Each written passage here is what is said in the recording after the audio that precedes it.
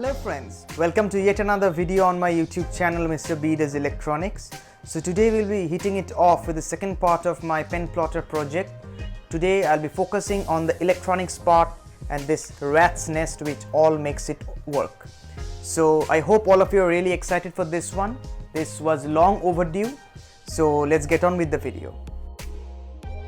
So this is my Arduino UNO based pen plotter consisting of 3D printed parts, 2 stepper motors on either side, 1 servo motor for the pen holder, the Arduino UNO obviously, the stepper motor driver board and the drivers itself.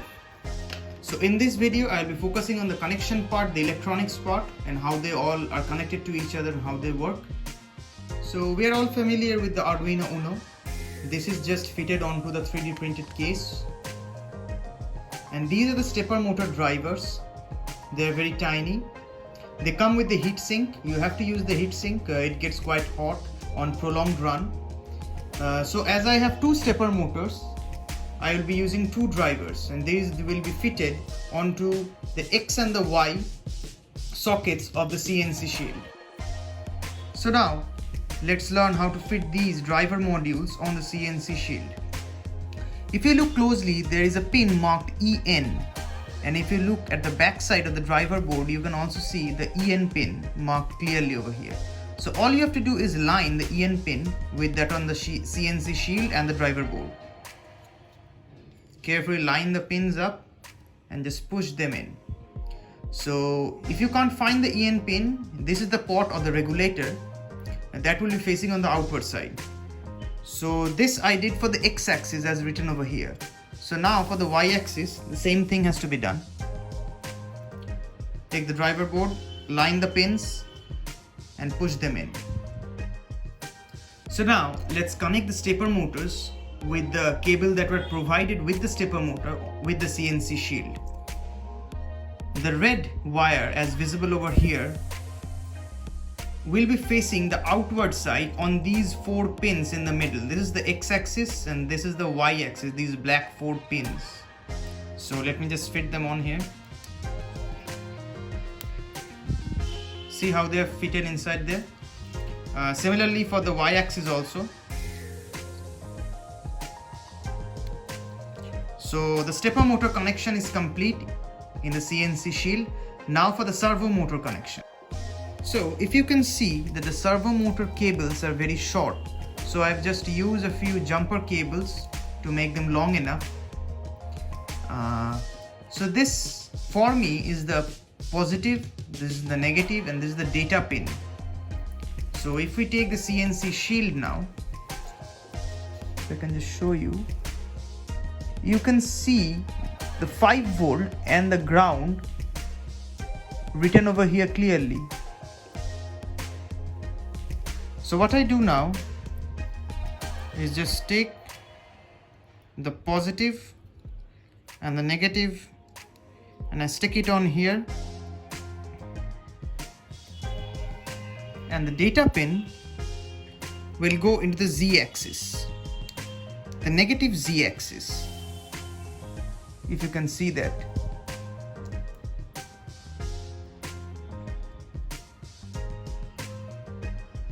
So that is how the whole connection is done. Now all you have to do is take the CNC Shield, the Arduino UNO, line the pins up carefully, not to bend them in the process, and just simply push them in. And that's your whole connection. All you have to do now is provide the 5 volts to the USB port and the 12 volts to 36 volt connection as specified earlier through here, and the whole thing will be up and running. So this is the whole electronics part of the project. A few points to note while making the connection: if the servo motors are not rotating in the direction that is meant to be, that is if you want it to move in the clockwise direction and it is moving in the anti-clockwise direction, all you have to do is take this connection out and just reverse the connection and just fit them in. See, like this.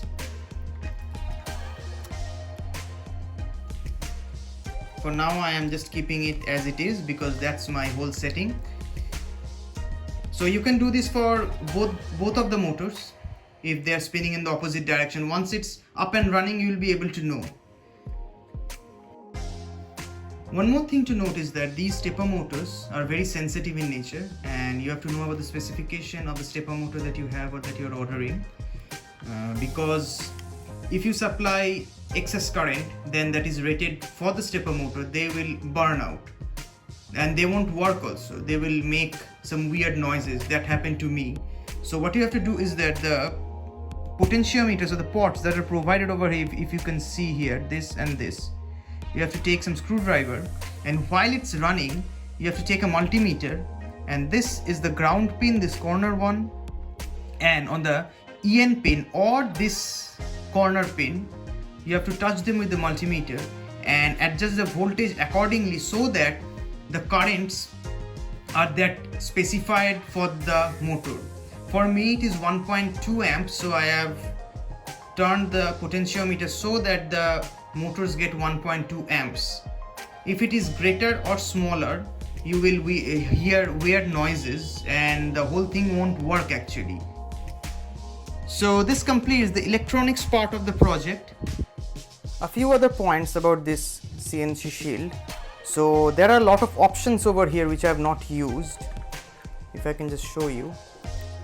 See, these are the end stops. End stops means this is the end of one of the axes. So what you can do is that when this carriage moves, it doesn't know that this is the end of that axis. So what you can do is that you can just glue a switch over here, a momentary switch, and that switch will be connected to the appropriate end stops in the X and the Y axis, and also the Z axis is being used by the servo motor. So you can do that, end stops. You can also provide switches to abort, hold, resume and stop the whole mechanism. So what happens sometimes is that this carriage just goes on moving. So if you have not provided the end stop switches, you can just provide a simple button mounted somewhere which is connected to the e-stop connection. So what it will do is that it will just stop the whole mechanism, the movement of the mechanism, and just halt the programming over there. So this is all the connection up to my knowledge. There are also some other connections also. You can consult other videos which goes into more in depth about this CNC Shield, because this CNC Shield can be also used to make laser engraver or wood engraver with motors and drill bits, but this video only covers the pen holder portion. So to make the pen holder work, this is all the connection that you need, and these are also optional connections, I have already said. So you can connect them or leave them be, as I have not connected any of them. Now from the back side, this is the servo motor which is fitted onto the holder with the appropriate screws, and as you can see, now that is the servo arm which moves up and down. This up down motion you have to control in the software, how much it will move up and how much it will move down and in which direction. So what happens is that that arm hits this ledge over here and it just moves up, and when it is not hitting like this in the resting position, it will just move down. So this is the whole movement of the pen holder, and it is just fitted with the rod over here, and this whole attachment also acts as the tightening mechanism for this timing belt on either side. As you can see, you just pull them, tighten them, and then tighten the screws up so that it can be of a certain tension, as you can see over here.